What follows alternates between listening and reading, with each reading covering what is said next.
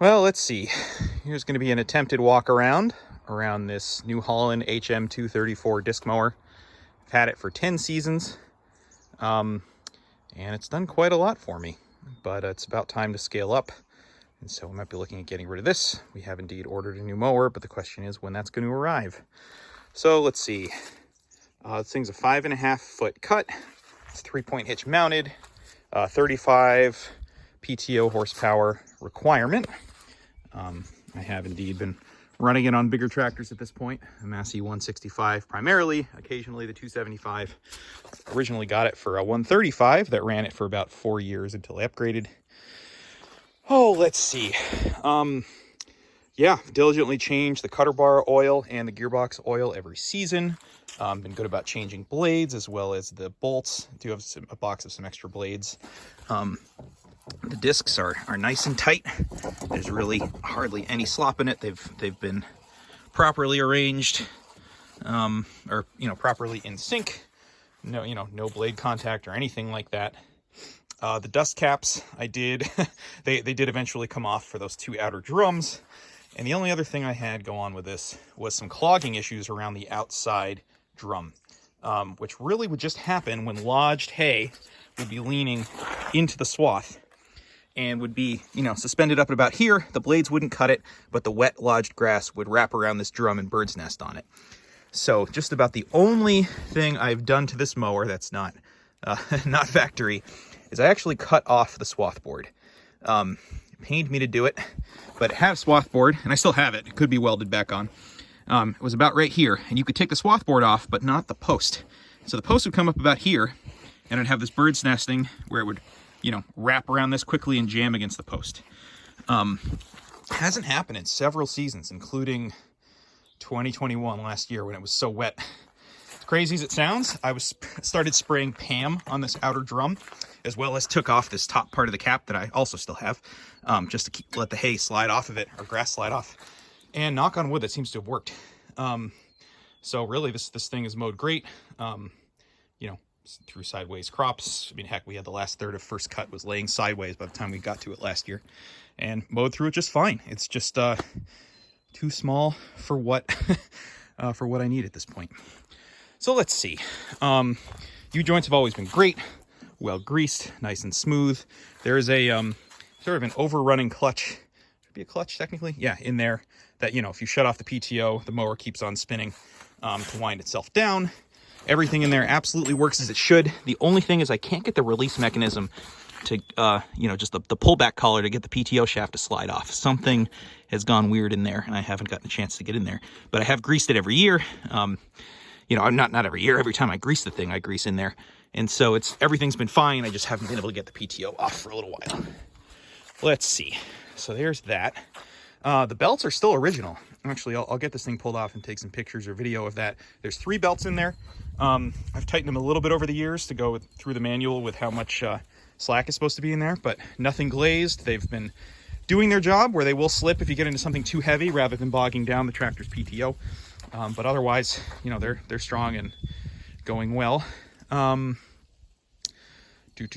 see. I have had to replace this lower link pin, really because this chain here, I just have it strung across there right now, but it goes up to the tractor on about an angle and sets the height of the mower. So you just drop the 3-point hitch all the way and you set the chain accordingly, so that sets the height. And what ended up happening was I had a weird combination of levers on the tractor and I dropped it too fast. The chain tightened and snapped this. So I actually have a welded up one of these that still works, but I went and got the new one just so I had it. The breakaway still works. I've had to tighten this a couple times. I bet there's a little bit of wear in there. But if you hit a rock or an uneven piece of terrain, it absolutely swings back on you and, allows the cutter bar to not just crash right over something. Let's see. Yeah, I've just tried to tighten up a little bit of that slop in there from that, but it's barely anything. It's just sometimes when you're going forward, depending on how the tractor's set up, the mower will, the outside edge will be lagging behind by a couple inches, just me being picky about it. But the breakaway point works. All takes grease, all holds grease.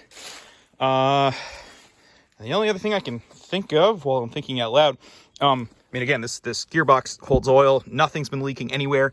The fill plug is just, you know, the corners start to get a little bit rounded. You have to be really careful taking this fill plug off and make sure you don't over tighten it, tightening it back together.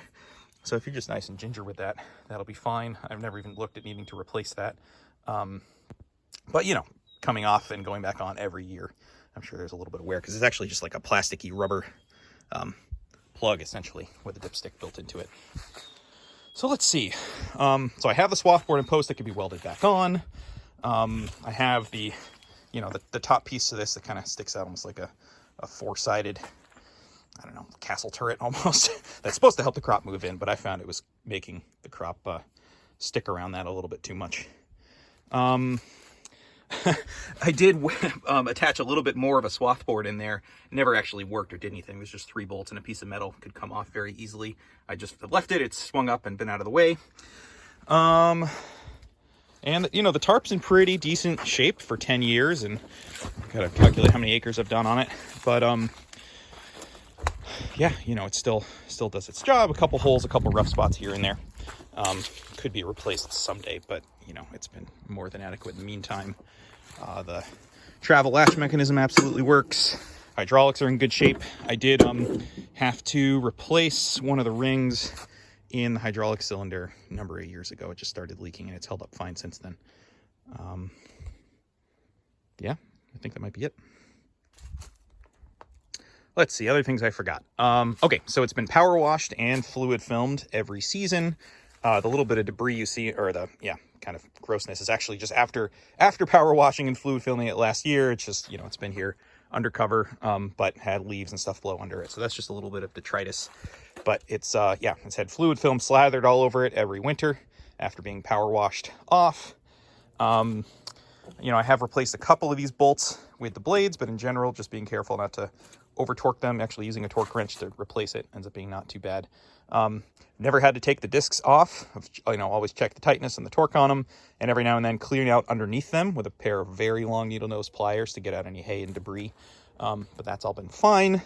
You know, even when I got it brand new, the cutter bar would be a little warm when you're done using it, but you know, cool off fine, and never, you know, never seemed to be too much of a problem or dragging horsepower or anything like that. So, let's see, is there anything else I've even done with this? I think everything else is pretty well original. Both of the jack stands work just fine. You know, you can adjust the tension of the belts with that set of bolts just fine. Yeah, goodness. I mean, I think that pretty well covers it. The Pto Guard's still in place. You can chain to the drawbar so that doesn't spin. Oh, I'll probably think of a couple other things.